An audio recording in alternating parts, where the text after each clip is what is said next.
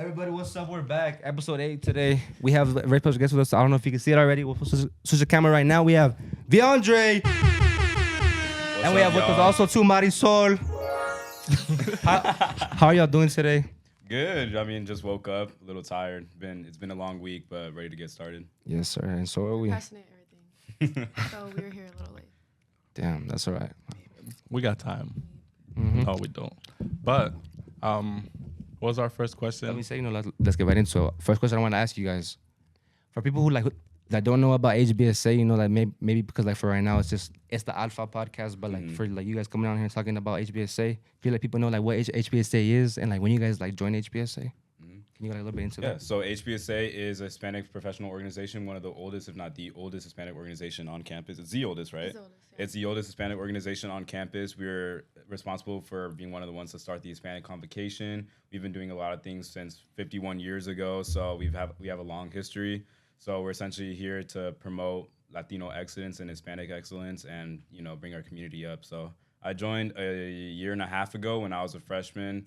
Literally, the first HBSA event I went to was the first general member meeting in fall of 2023. So I've been there ever since. Mm-hmm.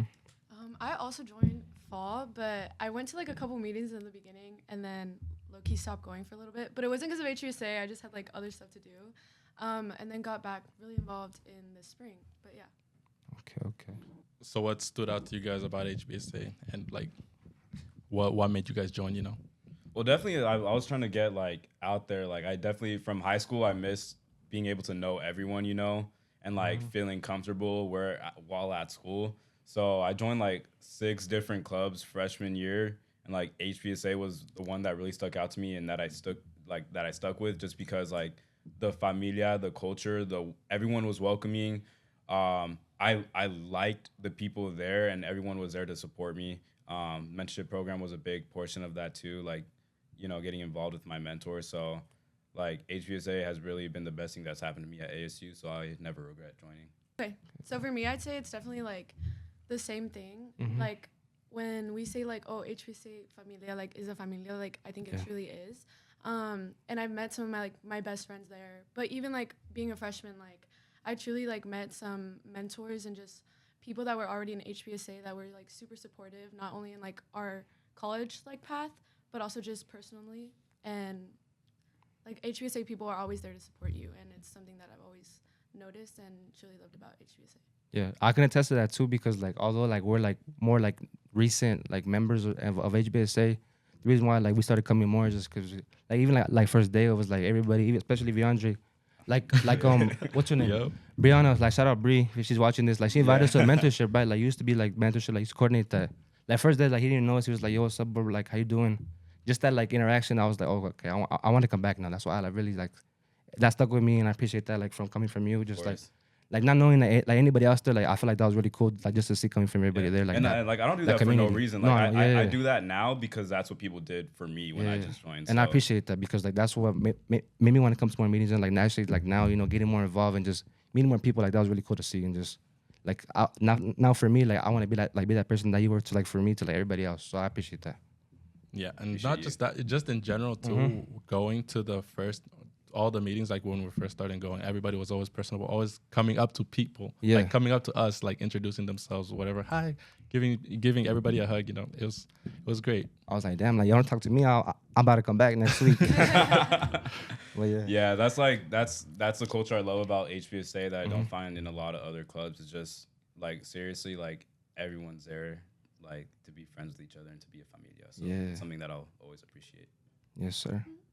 All right, so next thing I wanted to ask, can you guys walk us through your transition, what it looked like from becoming a general member at first to now being on the executive board, and then what helped step into that leadership role so early in your college career, and what motivated you to want to do that in the first place? Do you want me to go first? Yeah, go ahead. Okay, So me personally, I wouldn't have ever ran for e-board if I didn't think that I was supported by the people that were already there. Yeah. So obviously, like when I first started going to HBSA, I went with my friend Luis, and like I said, like I would go in the beginning and then like I kind of fell off, but I came back in the spring because I met Michelle like the end of fall, and Michelle was like past being president for 24. And then she became my mentor, right? Which is kind of crazy, like leading mentorship now, but she was my mentor. And it's kind of cool because I think that like not only her, but like other people in HBSA really pushed me to be a part of the executive board. I've always like wanted to further my college like career path in a sense.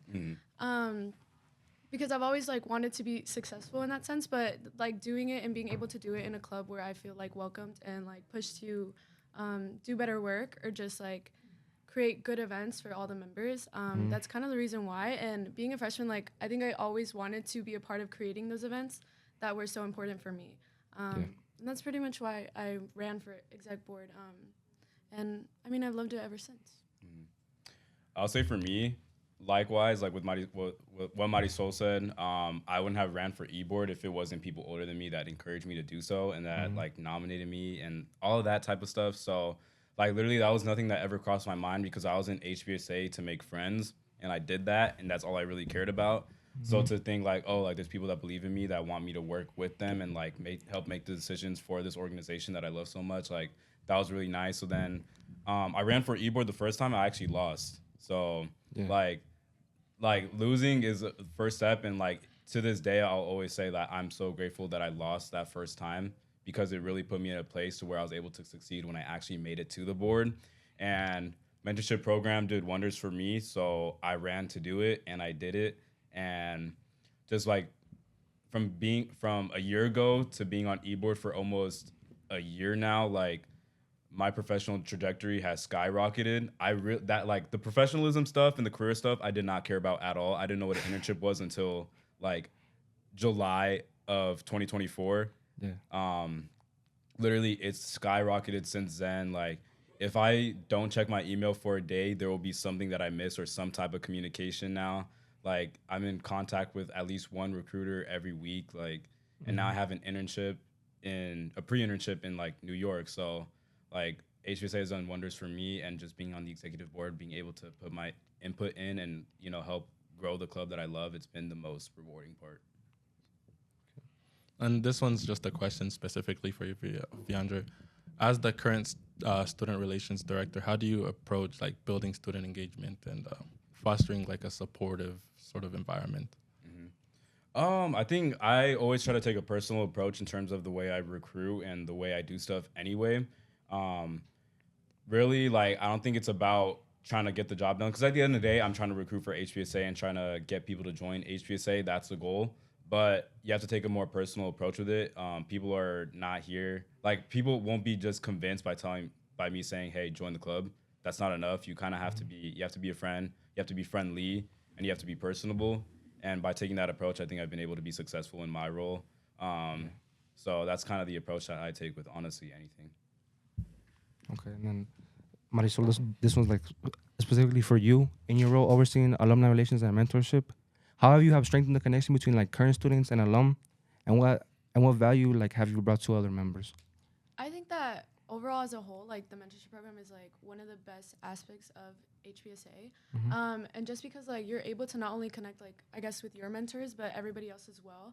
I think it's like such an environment where you can not only like grow professionally, obviously like we have like events or meetings catered to like specific things like professional development, study abroad, like things that members are interested in, and that's always kind of like what I and V'andre as well try to do, just like provide events that members will actually be engaged in, but also while they're in an environment that they think that is fit for them. I don't think anybody's part of mentorship that doesn't want to be there, if that makes sense. Like it's not just a meeting, it's like it's like getting together with your friends, but we're also learning, you know? And I think that just personally, me, like, also, like, being student relations in the end, last semester, sorry, I think that, like, I've always wanted student engagement, but same as V'andre, like, I prioritize, like, connections and friendship rather than just, like, oh, come to our event because we need a member count or something like that. And it was kind of crazy because the reason that like I ran for mentorship and V ran for student relations is because like last semester, like we were always together, obviously, like we're also best friends on the board, but then we would like just plan kind of events together or just like think of ideas together, and then we were like, oh, we should just switch like next like semester. we basically half did each other's job anyway. So so then we just kind of like switched. But yeah, I think that overall as a whole, like mentorship is super beneficial, and it's just personally to me, but just seeing it like from the other perspective of like members engaging in it is super rewardful. Yeah, it definitely is. Cause like for me too, the one that you recently had, the study abroad one, like we were never thinking about studying abroad until that meeting. Cause I was like, oh damn, like everyone's talking about it was such a fun experience, great time. Like you're gonna miss out if you don't go, and I was like, I'm gonna miss out if I don't go. And that's all. Now I'm thinking about it too. I'm like over the summer, but I lock in, have like 2-3 jobs, like save up money. See, that's what I always appreciate HBSA for that, because I didn't lock in until like my peers are telling me to lock in. Like Bernie took me on a tour of her internship at Uber in Dallas, and I was like, I didn't even know you could do that. Like, you know what I mean? Like I had no idea what an internship was. So it's just like that exposure that HBSA gives you, and like kind of like the teaching that your peers give you, like it's always worth it. So then looking back on your leadership experiences so far with HBSA, what are some of the accomplishments that you're personally like most proud of, like both of you? Like I think the thing that makes me the happiest as of now is the fact that we grew in the spring. Usually with any type of club, and this is like 99% the pattern. Attendance drops in the fall, membership drops in the fall, events aren't as packed. Like HBSA grew in the spring, and that's insane. Mentorship grew in the spring. Our attendance grew. Even socials, like we just did our game night social, and we had over 80 people, possibly 90 people there, which is like, that's insane for end of the spring social. That's not like a welcome back type of thing. Those are the numbers that we'd be grateful to get back at a welcome back social. And now we're just doing like those numbers at a random one. So to just know that we did that in a spring semester, like super proud, and I'm excited to see what we do in the fall. Yeah, for me as well. But also it's like, so last semester, like I was tabling all the time, especially like during I Week, like, and I met so many people that are like now super involved in HBSA, and I guess like that's the most rewarding part for me. Like seeing people grow within our organization, and just like meeting them at first being like, oh, what's HBSA? Like, what is this? Like, but then like seeing them actually like be part of committees and now want to like run for e-board or even being part of e-board. Like, I think that's the most beneficial part for me. I think something I want to add that me and Marisol were actually talking about last week, like we're looking at pictures of people at Devilpalooza, and it's like a group of freshmen from HBSA, and we're like, dude, like that was us last year. Like we really built this, and now like there's people like forming their friendships now and like going to stuff together. So like that's like a super rewarding part too, like seeing the friendships form and seeing like the familia grow. The community starts within HBSA and then just blossoms from there. Okay. And then for many of our listeners, many of our viewers, you know, like they're first generation Latino students. So like any advice you have for them, like navigating through college life, or just any little tips and tricks about like what you did and how they can like apply that to themselves as well. There's power in your Latinidad. Like we're the largest growing population in the United States. Most of us speak 2 languages. Like there's power in knowing, like being part of this culture, and we need to take advantage of that, and we need to make sure that we get into more spaces where we're able to make the decisions, like in the corporate world, for example. Sorry, that's my alarm. That's all right. But yeah, like just like there's a lot of power in our identity, and we need to make sure that we're all successful. And once we are successful and we're through the door, we need to make sure that we hold it open for the people that come after us. So yeah, for me, it's like I think being a Latino or just first generation, you have an advantage, not a disadvantage. Also, like being bilingual, but just like people are gonna value that in whatever workforce you are, because you're different than everybody else. So don't think about it like in a negative way. Think about it in a positive way. And then now I'm gonna sound like your mom or your grandma, pero ponte las pilas.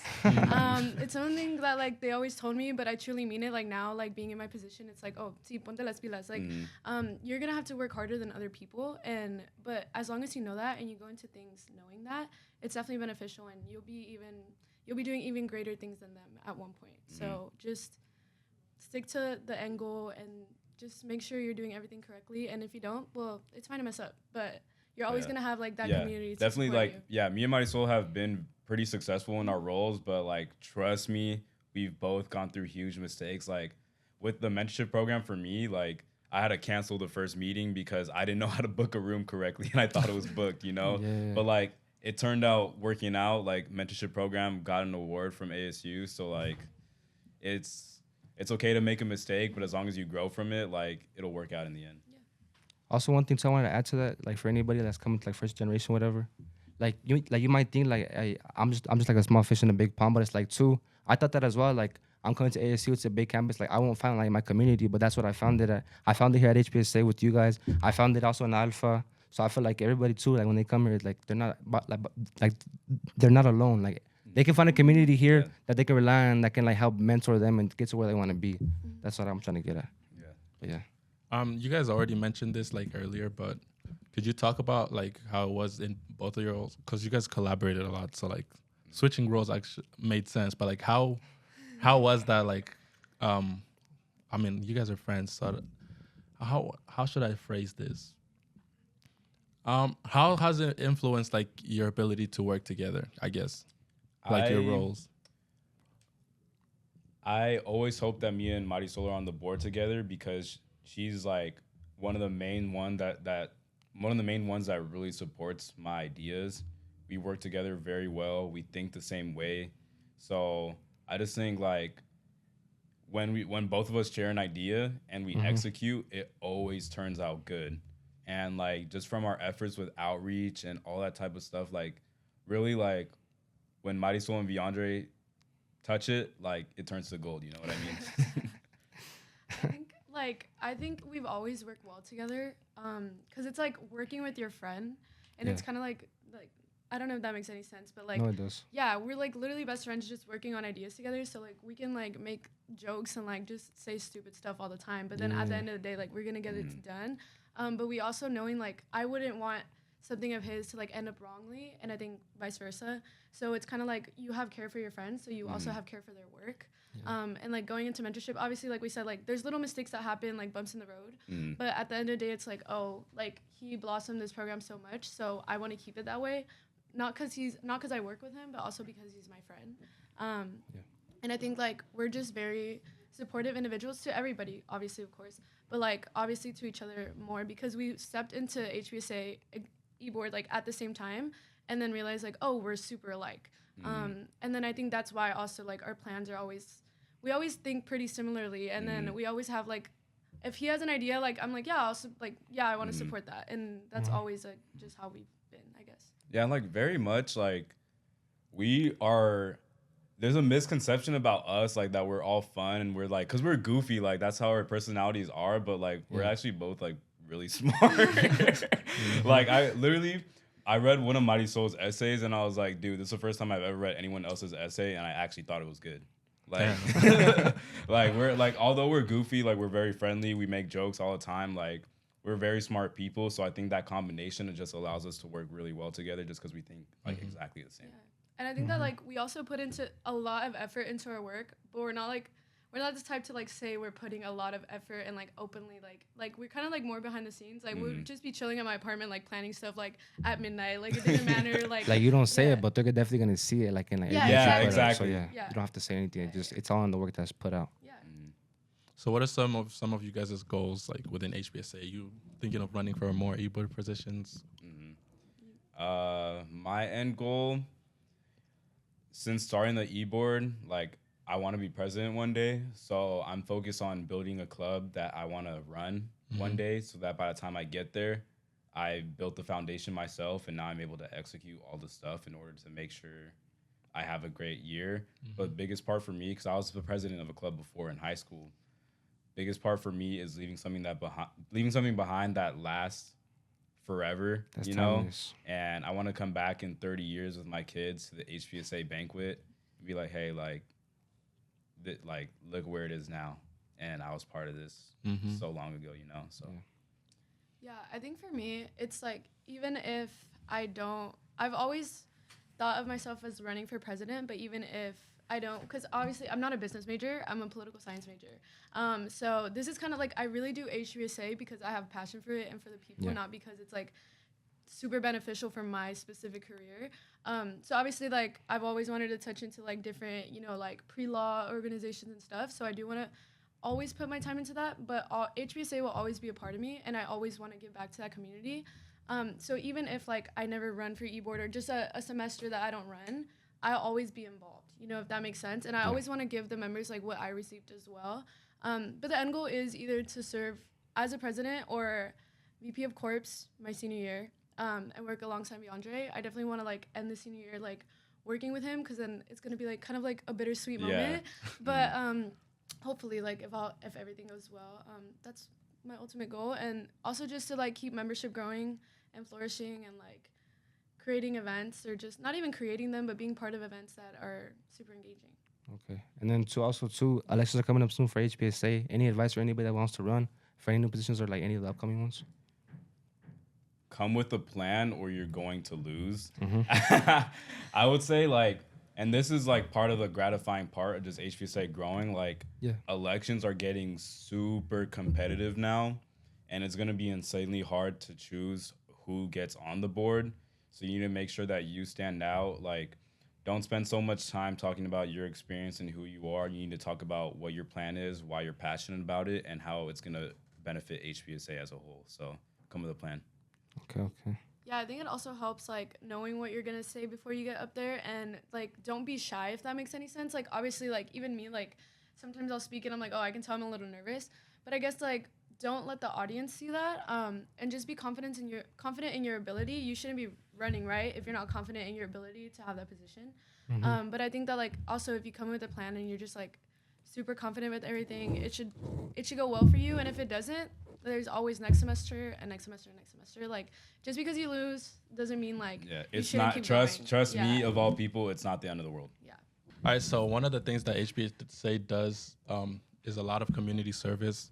So we sat down with Enrique and had him talk to us, you know, about, like, his experience and his plans and an upcoming event. So watch. Yeah, enjoy that segment, guys.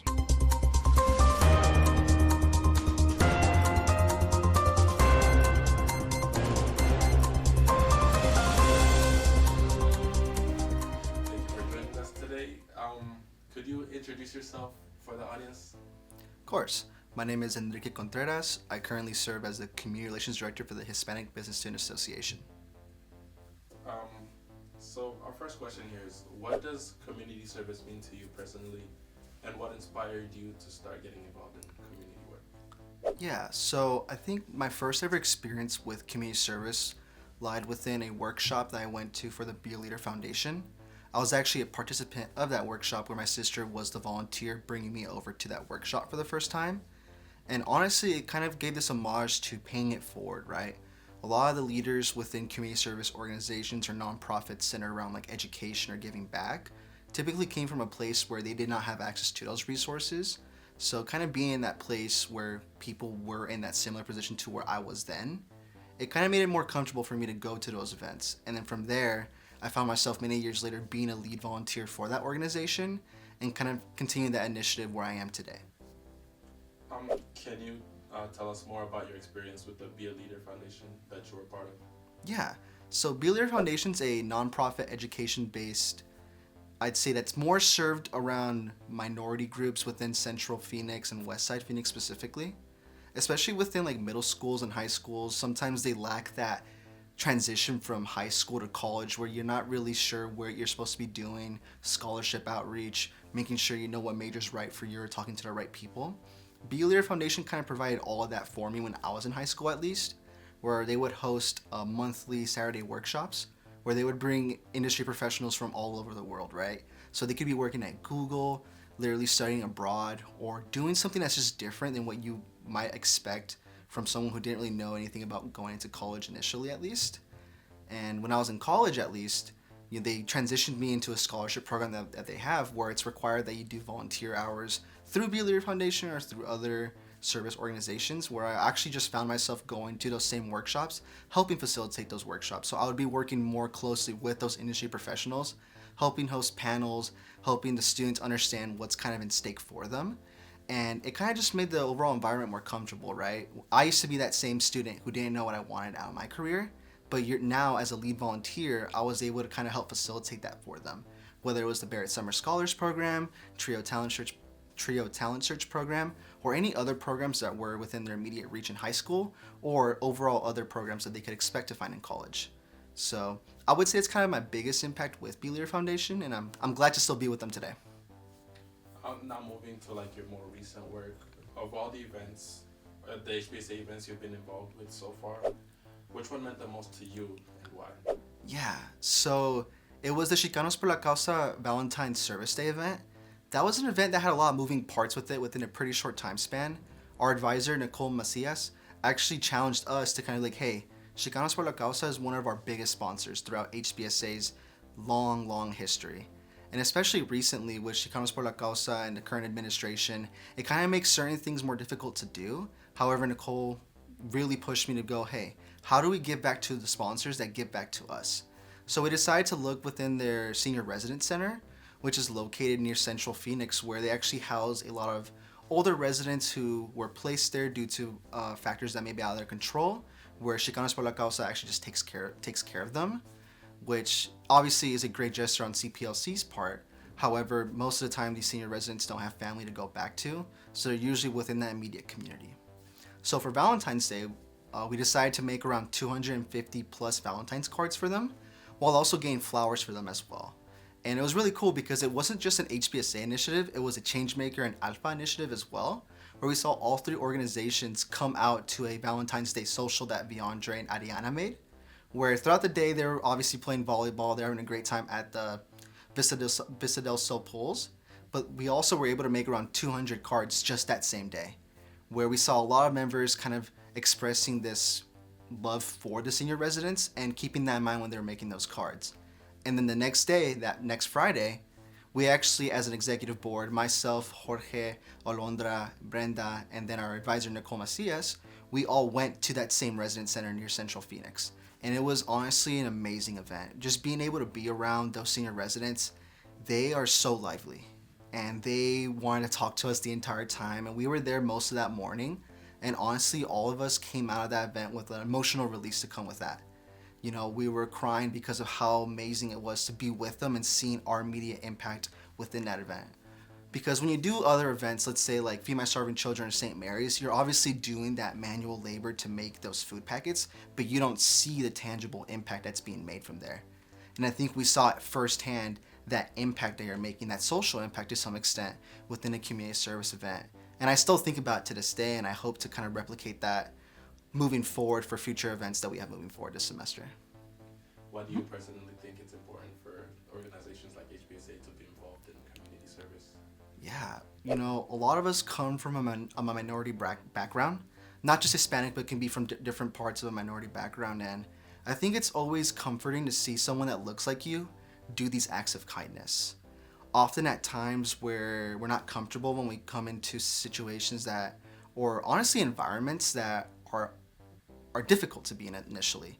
When I first joined ASU, it was hard finding someone that looked like me. And I often think that's why I struggled throughout my first year of college, not really finding my place until the year after. And I think doing service events alongside people who look like you allows you to kind of better connect with them because you all are like valued in that instance, right? Your values are entwined with service and giving back, and it makes you more comfortable as a result. Oftentimes, I often see community service events as a second social event to some extent because you're doing it together. It's social, you're doing it with people who have been part of HBSA, or from some of them, it might be their first HBSA event. And I think it's important to continue having those community service initiatives. It breaks the ice for everybody while also doing something good for your immediate community as well. Thank you for that. And we were talking about this off camera before we started recording, but can you talk to us about the Dia de los Niños coming up on May 1st? What's to be expected and how can people get involved? Sweet. So Dia de los Niños will be on May 1st. It will be on a Thursday from 7:30 to 3 p.m. There will be overlapping shifts within that event, but think of it as we're bringing an elementary school here to ASU. And a lot of these students come from a minority background. They all look very similar to us at least. And this is an elementary school that we have been working with for about 20 plus years. More specifically, it's Dunbar Elementary School. So they're actually 20 plus years collaborating with HBSA. So they're honestly older than some of our freshmen and sophomores. So it's kind of nice to know that, hey, this school's been with us longer than some students have been alive, and that's okay because it honestly makes our connection with them that much deeper. We decided to actually bring them over to ASU for the first portion of Dia de los Niños, where we'll be providing them catering around 10 a.m. and then we'll be providing them a campus tour alongside business ambassadors, where these students will be able to see kind of ASU Tempe at its fullest. Or the really cool spots of ASU Tempe, right? Think Palm Walk, think the Life Science Center, think the Gamage Theater Center, all the, I guess, landmarks of ASU, these kids will be able to see. And even if they choose not to go to ASU when they graduate high school many years down the line, they at least know what to expect in regards to what college life may be for them. And it's a great opportunity for the parents who will also be attending to see what their students can be doing, what their kids can be doing in the future. Kind of putting that seed in their mind initially, and hopefully, you know, if it's just one kid who goes to college out of that group, I think we would have succeeded in that regard. I would say this event is kind of very similar to the Chicanos por la Causa event. It's about that social impact at the end of the day. And I think Dia de los Niños, with it being the last service event, it encapsulates that vision to the fullest extent. And if you're very interested in kind of coming out to Dia de los Niños, there will be a flyer attached on the HBSA link tree or in this video. Feel free to scan that QR code or access that link tree at HBSA ASU at Instagram. If you have any questions, feel free to ask me. My email will be displayed on the video as well, and I'm more than willing to answer any questions that you may have regarding Dia de los Niños. Also, you'll be getting a free shirt if you're coming out that day, so you should come out. Okay, this is just a closing question here. What advice do you have for students who might want to get involved in community service but don't necessarily know where to begin? Yeah, I think just look locally within your communities, right? Let's say if you're an ASU Tempe student and you're still kind of struggling to find what's something that's meaningful for you in regards to community service.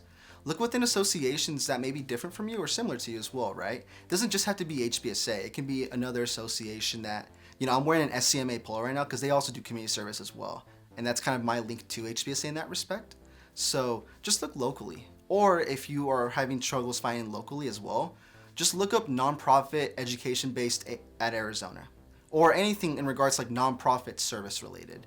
There's a lot of amazing companies or nonprofit organizations that'd be willing to work with you to kind of find your place within community service. It's a little difficult initially, so I completely understand if it takes you a while, but once you get there, you'll often find yourself not moving out of it because it's something that's very fulfilling. Well, thank you for joining us. Thank you. So guys, we're back. Essentially, first game, the emoji spin was on the screen, and what we're gonna do, like we're gonna go around, we're gonna spin the wheel, whatever emoji pops up, they're gonna say a sound that they feel like fits it best. And we're just gonna go around and see like which one's the funniest. Right into the mic. Yeah. All right, ready? Also, too, like look directly into the camera. Okay. RV's first. Let's see what it is. What if it's like a boring emoji? Can you even see it? I can't see. It's a mushroom, bro. Hey, go ahead. What does a mushroom sound like to you? What the? That's such a boring emoji. Crazy.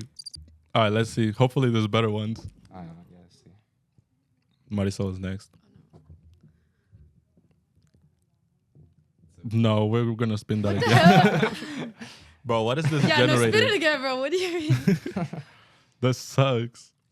Okay, guys. There we go. What is that? It's a little ant.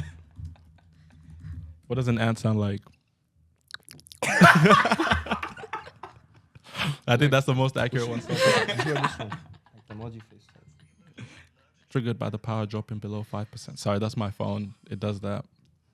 Okay. Oh, what's that one called? Oh no, again. All right. The ant. I think the ant one was fire. Let's see. We got the faces one. Okay. Oh no. Okay, go again. Not the Samsung emojis, guys. Disgusting. All right, ready? That was my turn. Daniel, right into the camera. Let's see what it is. Oh my God! I thought I was doing it. But I'm going to clip it both at the same time. Yeah. All right, Ben is next. That's going to be our thumbnail.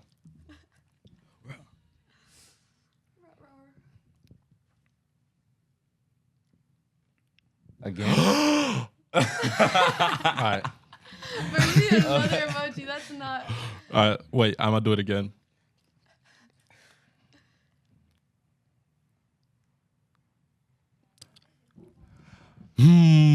Boy.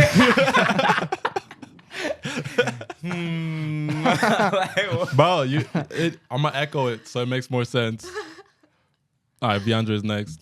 We'll do one more.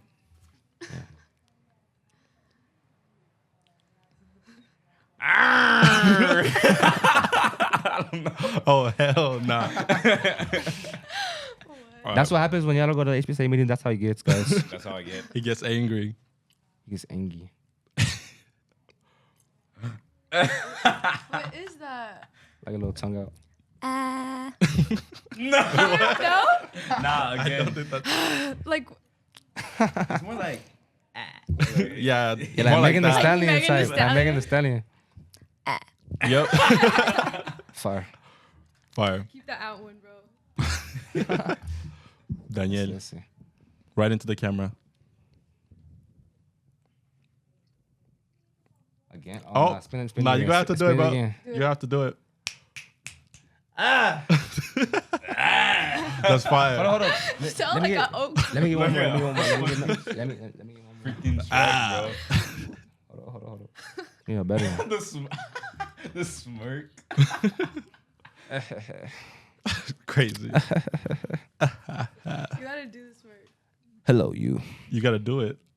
Huh? You gotta do the face. I can't. Yeah. That's it. That's all I got. That's all I got. That's the best you got. That's all I got. Let's see.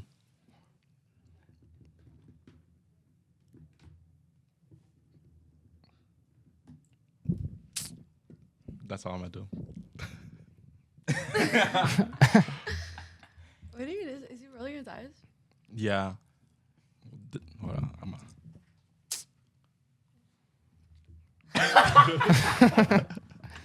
Hit him with the. All right. V'andre has to Least go to favorite class. Latin artist and why? Before you go, least favorite Latin That's artist how and we'll why? end the episode. Mine is okay. I don't know. Least if this is- favorite. Okay, mine's Anita, and that's okay. She's a baddie, right? Por la But, like, noche vea que yeah. voy a que voy all a right, but que voy. yeah, like that's her only good song. Like she's a Alegría. baddie, but like Uh-huh. I don't like the. I feel like she homewreck with Beso Pluma low key. So that, I don't. I was about to say bad. I don't like homewreckers, so I think that's pretty bad. Me, I don't know what artist. I just don't like corridos. So I don't know. Damn. Beso All of Pluma, not a fan. Not a fan at all. Hey, he's entitled to his opinion. What's your least favorite? My least favorite artist, honestly, I'm gonna have to say it. You might be like, you might think it's crazy, but I don't like Arcángel.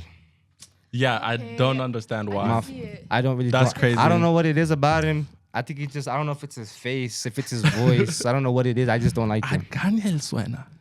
I just don't like if it's a too feature, I'll trap listen for to you? it. Huh? He's too trap for you. No, I love trap. Like I love Urbano Latino. He I just just don't like doesn't like Arcángel. Arcángel's Everybody else, person. Bad Bunny, Rao, like Young Chimmy, anybody else, right? Like literally, Chimi's so good. literally anybody else, but him. I don't know if it what it is, but I just don't like him at all. Arcángel, I can't listen to it. Oh, I don't know. My least favorite artist.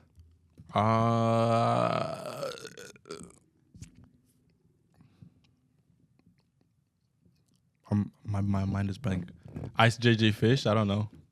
This guy. Boy, who the hell? You guys don't know. You don't know who that is. Yes, you know. I don't know who that is. Oh, I do. Well, thank you guys for coming to our podcast. You know, HBSA X Alpha. We're gonna have like a Street Fighter thumbnail. Like, doesn't it be a cutscene of us fighting, guys? You'll see it right now. It'll be crazy. But yeah, this has been V'andre and Marisol. Our Familia Podcast. Subscribe, like, comment, share. Outro music.